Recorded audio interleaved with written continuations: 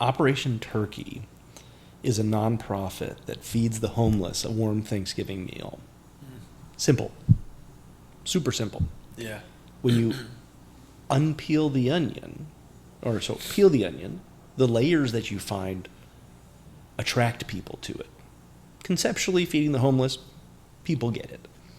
They unpeel a layer, they peel a layer, and they find out that this organization feeds 15% of the U.S. homeless population a warm Thanksgiving meal. 15%. 15% of the U.S. homeless population a Thanksgiving meal. And then you're like, oh. And they do it with 0 paid people.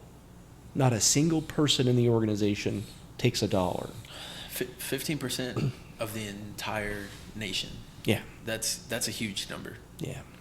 And so that's where it is today. Mm-hmm.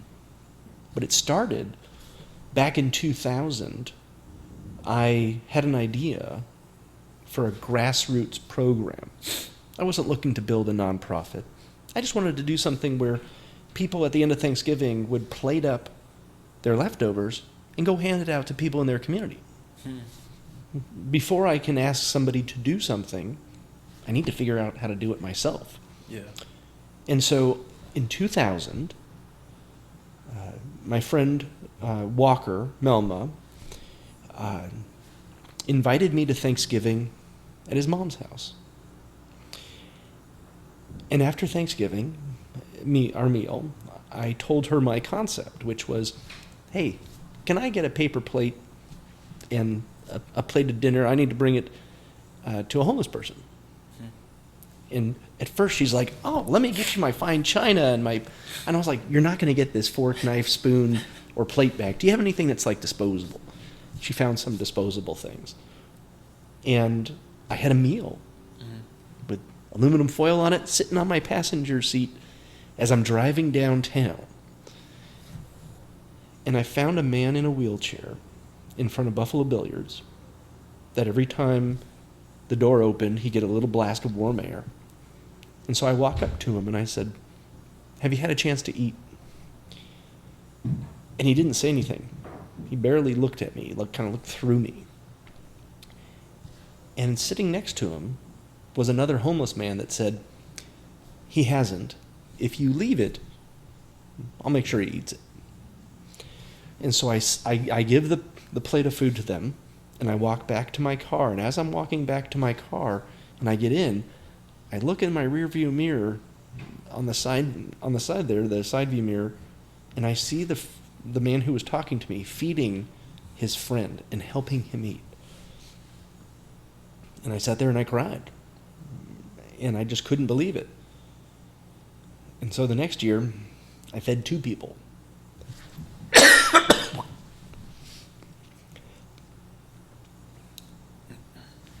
I'm a technologist.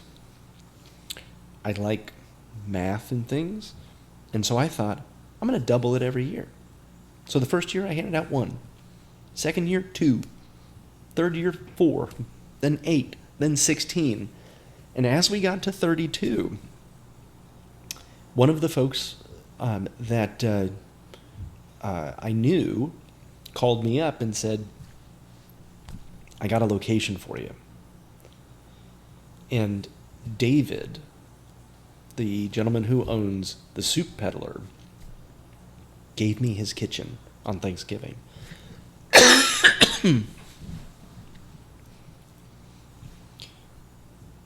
That year we had about 50 volunteers show up, and we cooked a bunch of turkeys.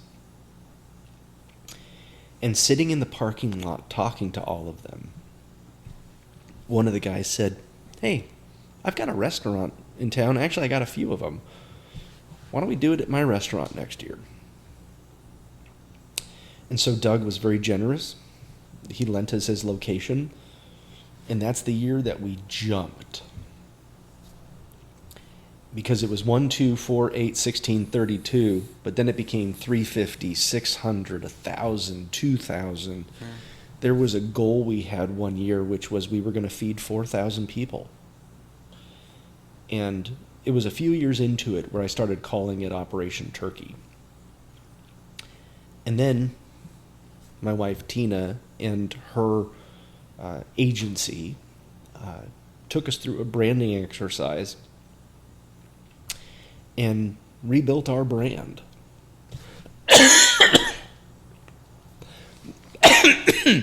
Pardon me. And that's where we got, rebuilt our brand. And that's where we got our fork with one tine turned down to show it as a turkey. And it's a logo that everybody gets. Oh, you feed people. Oh, Thanksgiving. Oh, we get it all. It all connects the dots.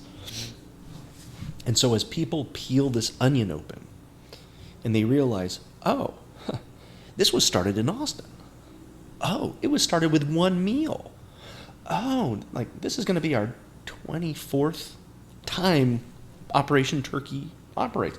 Oh, they can do it in the morning. It takes about 2.5 hours. They volunteer their time. We cook the day before all the turkey and the potatoes. The day of, people come in and we pull the turkeys apart and get all the meat off. We don't use knives because we don't want people losing fingers and thumbs and stuff. And then we package up one of the most amazing meals. And one of the things I always have to tell people each year, and I joke about it, is don't eat the meals. And cars line up and take 7 to 15 meals each car. And we go and we deliver these meals to the homeless wherever they are. Mm-hmm. So instead of asking them, hey, you're homeless, come on over to our place. Transportation is a little tough. What we do is we deliver to where they live. And that's another one of those layers that when you peel back, you're like, oh, this is 100% grassroots. It's people coming together with love, wanting to do good. We give them an outlet to do good. We never turn away a single volunteer. And at the end, we feel bad that we don't have any more food to make. Yeah. And we do one day a year, Thanksgiving. So if we have to make a change, you got to wait till the next year. Yeah. Dang. So how many are you expecting or projected for this year? This year, I think they're doing 75,000 meals. So 10 years in, I made a commitment to the organization that every 10 years, we would bring in a new executive director to run the run the organization. Mm. They get the job, and it comes with zero pay, no benefits, all the hugs you can get.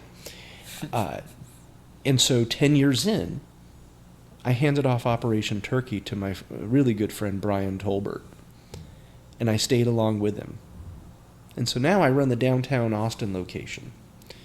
Lately, or the last couple of years, because of COVID, we've had it out at the Travis County Expo Center where they do the rodeo. Oh, yeah. And 1,500 to 2,000 people show up there, and we get them to work. But there are 4 other locations in Austin where we're doing the exact same thing.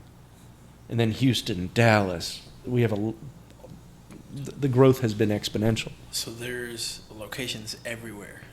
Not everywhere. Whoa. Not everywhere, we've picked some key points where there are large cities that we can tackle, but it's also where we can find people that are willing to work with us to make sure that they adhere to our standards, because we do have to keep the food safe.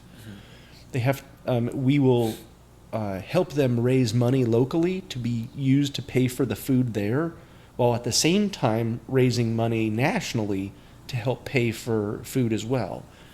And every dollar we raise, we spend it in bulk buying a lot of turkeys. And I'm sorry to the turkey population, we have crushed you in recent years. And because if you went to a local grocery store and gave them $1, your dollar goes this much. When we give a dollar to one of our large distributors that we're saying we need 4,500 turkeys, that dollar gets stretched really far. Because when we first started, I used to tell people, this is a grassroots thing, man. Just bring a can of corn with you. Or, Yeah. you know, hey, do you have an extra turkey laying around? Like, if you go to HEB and you buy $100 and they give you a free turkey and you're not going to use it, bring it down here, we'll use it. Yeah. But then we realized we could make their dollar go a lot further if instead of asking them to go to a local grocery store and buy a can of corn, if they lumped it in with everyone else and we bought these massive containers of corn. Yeah. And that's why we're now a nonprofit. We raise money through various donations that people make. Mm-hmm. If a company donates $1,000 or more in Austin, my good friend, the executive director, Brian Tolbert, and I dress head to toe in a turkey costume, and we go and we hug every single one of their employees.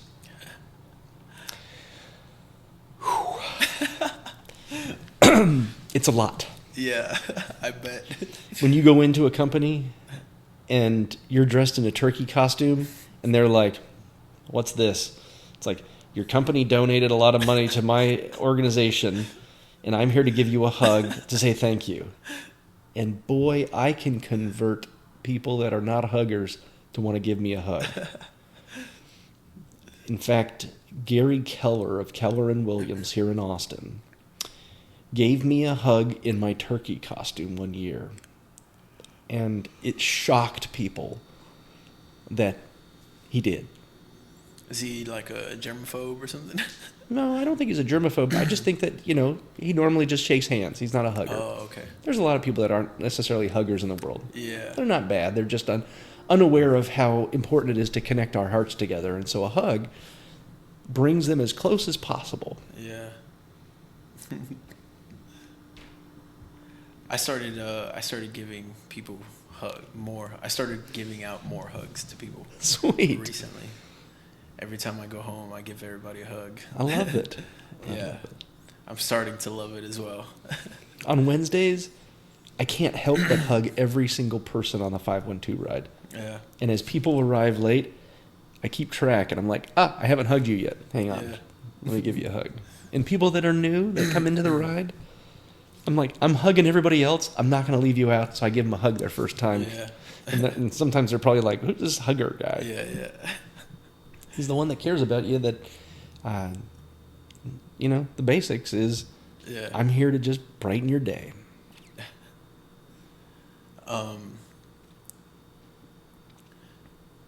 So with Operation Turkey, Yeah. what year is this one? 24? Yeah, so what you do is you take your current year and you add 1 to it, because we started in 2000. 2000. So it's Okay. it's 1 off the current year. So if Yeah. this is 2023, this will be our 24th Operation Turkey. Dang, 24. Our 23rd anniversary, but our 24th Thanksgiving. Yeah. Dang. So how could we get the crew involved and like even more of the cycling community involved? Yeah. We never turn away a volunteer. Okay. On Wednesdays, the Wednesday before Thanksgiving, we have a location in town where we cook all the turkeys.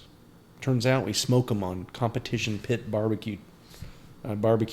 They're beautifully smoked turkeys. The challenge is we have to get all of the turkeys and all the potatoes that have been boiled, etc., out to the different locations. And so on Wednesday, before Thanksgiving, people can come and help transport some of those things. Okay. We also get donations, clothing, toiletries, socks, things of that nature. People will donate those, and we package them up and we hand them out with meals. And so one of the things that the community can do prior to Thanksgiving is ask for people to clear out the clothing that's in their closets, and we just collect it and we bring it to the location on Wednesday. And then scores of volunteers will help sort them and put them into small plastic bags for a small child, an adult male, a female size, 9 shoe, whatever it might be. Yeah. That's super important. Then on Thanksgiving, about 8:30 in the morning, they can come to one of our 5 locations in Austin, and they will meet 1,000, 1,500 other people that they've never worked with before. And in 15 minutes, we put together a very ruggedized management structure that allows us to divide and conquer. Somebody's in charge of the turkey. Somebody's in charge of the containers that we fill with Operation Turkey meals. Well, we don't put a sticker on there that says Operation Turkey. Our signal to people that it's an Operation Turkey one is that children draw hand turkeys on the top of every single one of them, color them in, and say Happy Thanksgiving. And so we engage people that are very young to help us with the containers. And then as they age into this, because keep in mind, this is our 24th time we've done this, some of these kids have grown up to be adults. Yeah. And some of them have grown up to have kids of their own, and they bring those kids to Operation Turkey with them. And there's always something somebody can do. Yeah. And then 2.5 hours later, we're done. The location that I'm at, I usually have lost my voice at this point because I just keep everybody excited, and I look for places that I can help and orchestrate this 1,000 to 1,500, sometimes 2,000 person army that have come together, but they haven't been educated, they haven't been trained, it's on the job training in real time, and they love it, and they keep coming back, and I keep coming back, and my family has come every single year. My kids don't know what Thanksgiving looks like. They typically think it means, to them it means that we will finish up Operation Turkey. We will grab 1 or 2 of the volunteers that have been there that day, and we'll take them to lunch at a restaurant. And normally I have, pizza or a burger or pasta. I just don't eat turkey. Yeah. I've kind of come to the realization that Thanksgiving is heavily weighted on the giving. Yeah. So, all ages welcome. Yeah. And for Wednesday and that Thursday. Yeah, Wednesday is kind of just we don't need as many volunteers on Wednesday. Okay. It's helpful to have some adults, really helpful. Thursday, everybody. Bring the family.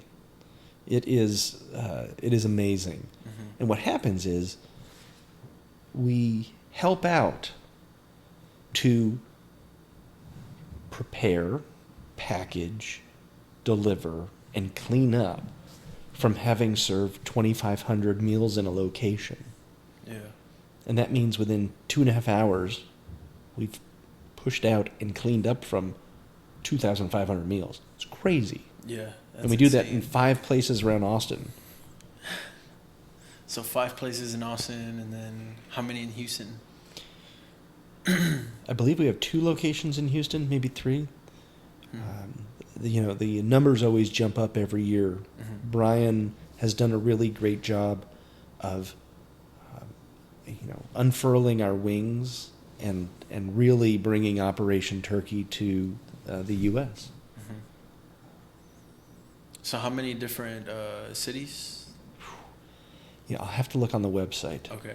Several dozen. Several dozen. Okay. Mm-hmm. That's a lot. It is. It is a lot of coordination. Yeah. Because you got to find 50,000 volunteers to come to one of our locations. We don't exactly tell them, you have to come here, you have to come here. Right. They can tell us in advance that they're coming, but they don't have to. Right. In fact, a lot of times the day before Thanksgiving, people will call the Salvation Army, the Red Cross, soup kitchens, and they'll say, I'd like to volunteer. And they used to turn them away, which made me sad. So we always say, send them our way. We never run out of volunteers. Yeah. We can always break the work into smaller bits. Right. That's So I'd insane. love for you and the bike fam Yeah. to come to one of the Austin locations, or just have people go to the closest one to them, and then Yeah. and then we can maybe do a pop-up ride that Friday and talk about it.